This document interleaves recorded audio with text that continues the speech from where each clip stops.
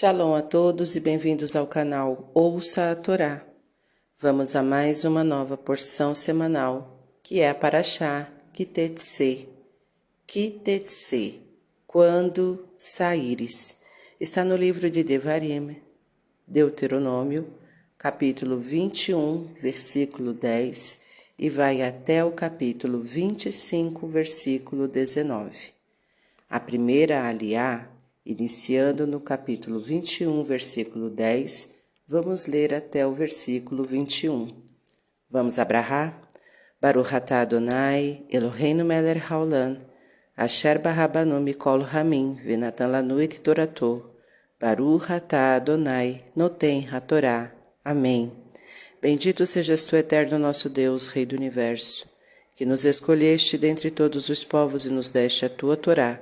Bendito sejas tu, eterno, que outorgas a Torá. Amém. Quando saíres à guerra contra os teus inimigos e os entregar o Eterno, teu Deus, em tuas mãos, e deles levares cativos e vires entre os cativos uma mulher formosa, a desejares e a tomares para ti por mulher, então a trarás para dentro de tua casa, e ela rapará sua cabeça, e deixará crescer suas unhas, e tirará o vestido de seu cativeiro de sobre ela. Ficará em tua casa e chorará a seu pai e a sua mãe 1 mês. E depois estarás com ela, e desposá-la-ás, e será para ti por mulher. E se não a quiseres, a deixarás ir em liberdade.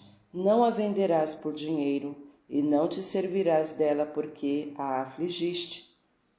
Quando um homem tiver 2 mulheres, uma amada e outra que o aborrece, e ambas lhe derem filhos, a amada e a aborrecida, e for o filho primogênito da que o aborrece, no dia em que fizer herdar a seus filhos aquilo que possuir, não poderá dar direito de primogenitura ao filho da amada, preferindo-o ao filho da aborrecida. O primogênito, porém, ao primogênito, filho da aborrecida, reconhecerá, para dar-lhe 2 porções de tudo o que possuir, porque ele é o princípio do seu vigor. A ele pertence o direito da primogenitura. Quando tiver um homem um filho contumaz e rebelde, que não obedece à voz de seu pai e à voz de sua mãe, e ainda que o castiguem, não lhes dá ouvidos, pegarão nele seu pai e sua mãe, e o levarão aos anciãos da sua cidade e à porta do tribunal do seu lugar, e dirão aos anciãos de sua cidade: Este nosso filho é contumaz e rebelde, não obedece à nossa voz, é glutão e beberrão. E o apedrejarão todos os homens da sua cidade, e morrerá, e eliminarás o mal do meio de ti, e todo Israel ouvirá e temerá. Amém.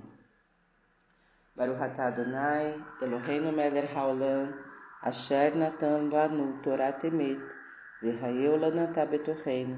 Baruch atah Adonai, noten hatorá. Amém. Bendito sejas tu, eterno nosso Deus, Rei do Universo, que nos deste a Torá da verdade e com ela a vida eterna plantaste em nós. Bendito sejas tu, eterno, que outorgas a Torá. Amém. Vamos aos comentários desta aliá, iniciando pelo versículo 10. Quando saíres à guerra contra os teus inimigos. A Torá nos impõe prescrições referentes à guerra. Existem doutrinas que impedem a guerra aos seus crentes e existem os que pretendem permanecer absolutamente neutros e passivos diante de todo o combate, mas não conseguem.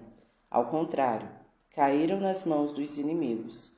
Por esta razão, a Torá determina o dever da autodefesa e da luta por nossos direitos.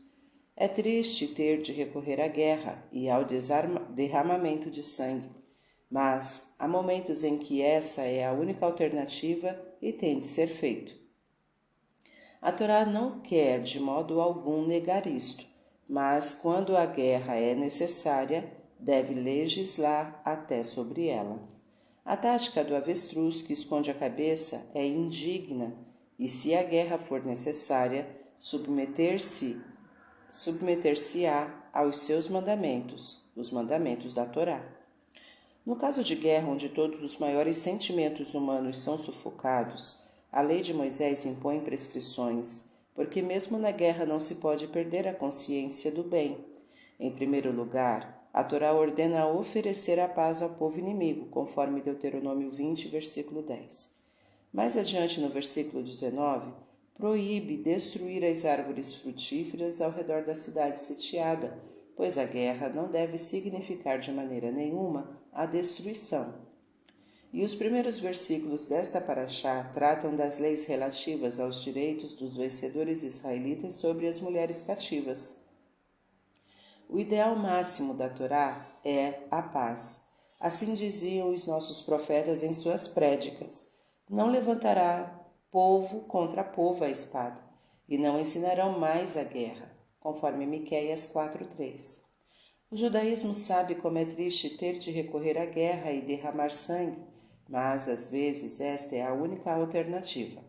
Mas, se a guerra é necessária, mesmo nela devem vigorar as leis humanas.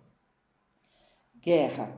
Para a Torá, os mestres, há 3 categorias de guerra. Primeira, Milchemet Hová, guerra de dever. Isto é, aquela luta ordenada pelo Eterno para conquistar a terra dos 7 povos que colocaram toda espécie de obstáculos à nossa conquista da terra prometida. 2. Milchemet Mitzvah, ou Milchemet Magen, guerra de defesa contra o inimigo que pretende conquistar pela força a nossa terra. E 3. Milchemet Ereshut, guerra de expansão de anexação. Irache explica que o problema da guerra que estamos abordando é o de uma Milchemet Reshut, uma guerra de anexação territorial, sublinhando, aliás, que o povo de Israel não é um povo guerreiro, e se é obrigado a lutar, é somente para defender e garantir sua existência ameaçada pelos inimigos que o rodeiam. Vale a pena mencionar que na guerra de defesa e de dever, Mitzvah e Hová, todos são mobilizados, mesmo Hatan Mehedro e Kalá Mehupatá. O noivo sai de seu quarto e a noiva da tenda nupcial. Enquanto na guerra de expansão a Torá já determinou muitas restrições e inúmeras exceções para os convocados. Aliás, a guerra de anexação só pode ser proclamada com a autorização do grande Beit Din, Tribunal Superior, composto de 71 membros. Na literatura rabínica, um provérbio característico, uma espécie de jogo de palavras, reza: Bishloshá devarim Adam nikar. Bekossô, Bekissô, Uvkaassô, por 3 coisas, podemos reconhecer o verdadeiro caráter humano. Um teste psicanalítico, como ele é de fato e não como ele pretende ser perante os outros. Bekossô, pelo copo, isto é, quando o homem bebeu demais, estando completamente embriagado, incapaz de controlar as palavras que lhe saem da boca. Numa situação dessas, revela-se perante nós o caráter humano, pois entra o vinho e sai o segredo.